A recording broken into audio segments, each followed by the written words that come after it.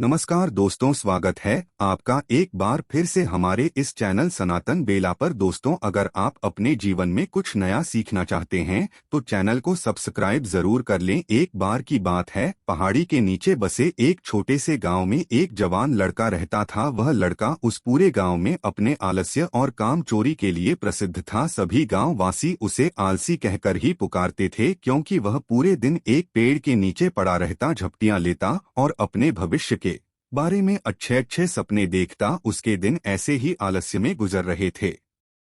परंतु एक दिन उस गांव में एक बौद्ध भिक्षु पधारे, जो कि अगले दिनों तक उसी गांव में ठहरने वाले थे। बौद्ध भिक्षु गांव में भिक्षा मांगते, दिन भर लोगों को उपदेश देते और रात्रि में गांव के बाहर बने बौद्ध मठ में विश्राम करते। बौद्ध भिक्षु जब भी भिक्षाटन के लिए जाते और भिक्षा लेकर वापस लौटते तो वो हर बार उस जवान लड़के को उसी पेड़ के नीचे लेटा हुआ पाते। बौद्ध भिक्षु 2 दिनों तक ये सब देखते रहे और वो समझ गए कि ये लड़का मानसिक आलस्य का है। तीसरे दिन जब बौद्ध भिक्षु भिक्षा लेकर वापस लौट रहे थे तो वह उस लड़के के पास गए, जो कि अभी भी उसी पेड़ के नीचे लेटा हुआ था। भिक्षु ने लड़के से कहा, बेटे, मेरे पास तुम्हारे लिए एक काम है। मैं चाहता हूँ कि तुम उस पहाड़ी की चोटी तक जाओ और वहां से मेरे लिए एक पंख लेकर आओ। लड़के ने लेटे लेटे ही अपना सिर पहाड़ी की तरफ घुमाया और उसकी सबसे ऊंची चोटी तक अपनी नजर दौड़ाई। उसके बाद उसने बौद्ध भिक्षु देखा और उपहास उड़ाते हुए कहा, यह असंभव है, मैं उस पहाड़ी के शिखर तक नहीं जा सकता, मैं बहुत आलसी हूँ। बौद्ध भिक्षु ने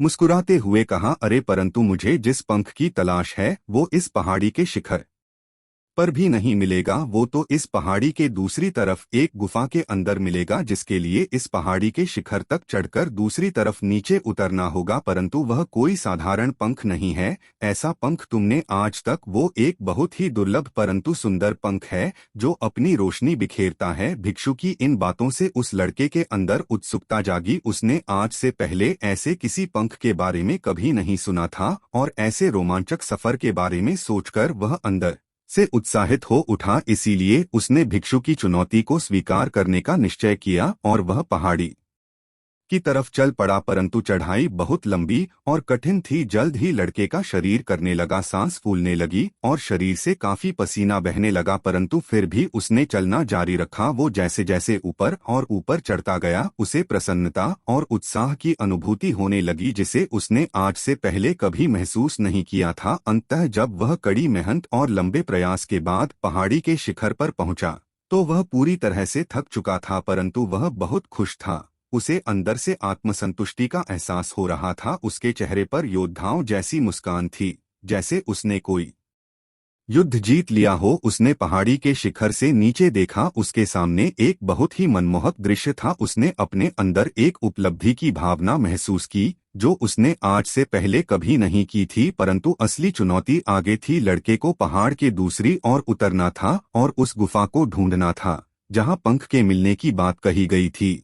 नीचे उतरना और भी ज्यादा मुश्किल व खतरनाक था, क्योंकि ढलान ज्यादा ही खड़ी थी और चढ़ाई के समय लड़का कई बार लड़खड़ाया और गिरा भी था, तो वह डर भी उसके अंदर था। परंतु भिक्षु को पंख लाकर देने के वादे की वजह से वह लगातार आगे बढ़ता रहा। काफी खोज मशक्कत और कड़ी मेहनत के बाद जब वह अंत में गुफा तक पहुंचा तो उसने देखा कि पंख वहीं पड़ा हुआ था। जब गुफा के प्रवेश द्वार से छनकर आ रही रोशनी में चमक रहा था, उसने पंख उठाया, परंतु उसकी सुंदरता को देखकर अचंभित रह गया। वह काफी देर तक पंख को ही घूरता रहा, परंतु फिर अचानक कि अभी तो उसे वापस भी जाना है। उसने खुद की तरफ देखा, वह पूरी तरह से थक चुका था।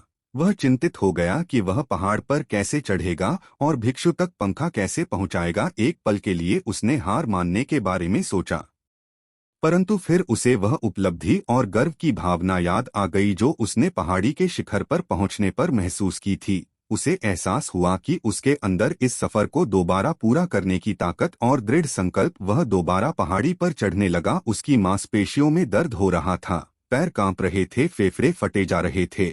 वह कई बार लड़खड़ाकर गिर भी पड़ा, परंतु उसने हार नहीं मानी। वह खुद को आगे बढ़ाने के लिए लगातार प्रेरित करता जा रहा था। अथक प्रयास और घंटों की कड़ी मेहनत के बाद अंततः जब वह बौद्ध भिक्षु के पास पहुंचा और उनके हाथों में वह पंख रखा तो उसकी खुशी का ठिकाना ना रहा। उसे महसूस हुआ कि आज उसने अपने आलस्य पर काबू पा लिया है और कुछ जरूरी करके दिखाया है। उसके चेहरे इतनी खुशी और संतुष्टि का भाव देखकर बौद्ध भिक्षु मुस्कुराए और बोले, बहुत बढ़िया मेरे बच्चे, आज तुमने जीवन का एक बहुत ही जरूरी सबक सीखा है कि आलस्य कोई ऐसी चीज नहीं है जिसे स्वीकार कर लिया जाए, ये सहन किया जाए। आलस्य एक चुनौती है जिसे दूर करना होगा, ये एक बाधा है जिसे पार करना होगा और आलस्य को खत्म करने के लिए तुम्हें अपना पहला कदम उठाना ही पड़ेगा, अपने लक्ष्य की ओर चलना ही पड़ेगा और तब तक चलते पड़ेगा जब तक तुम अपनी मंजिल को हासिल नहीं कर लेते। लड़के ने भिक्षु के शब्दों की गहराई और उसके महत्व को समझते हुए हाँ में अपना सिर हिला दिया। आज उसे एहसास हुआ कि वह हमेशा से ही बड़ी और महान चीजों को करने में सक्षम था, परंतु उसके आलस्य ने उसे रोक रखा था।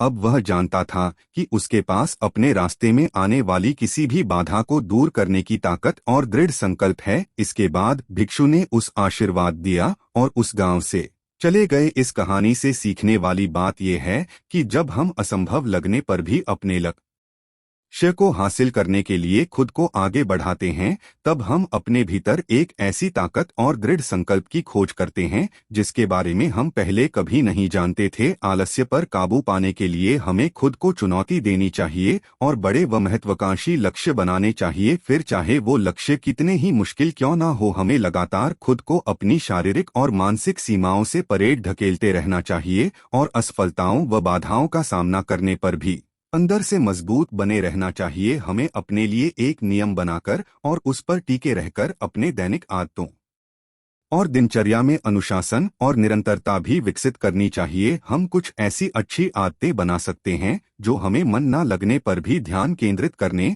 और क्रियाशील बने रहने में मदद करती हैं। एक और जरूरी बात, आलस्य पर काबू का मतलब विकास की मानसिकता विकसित करना है। इसका मतलब चुनौतियों और असफलताओं को विकास और सीखने के अवसरों के रूप में देखना, ना कि हार मानने के कारणों के रूप में। विकास की मानसिकता को अपनाकर हम असफलता के बारे में अपनी सोच को नए रूप दे सकते हैं और इसका अपने सुधार व सीखने के लिए उपयोग कर सकते हैं।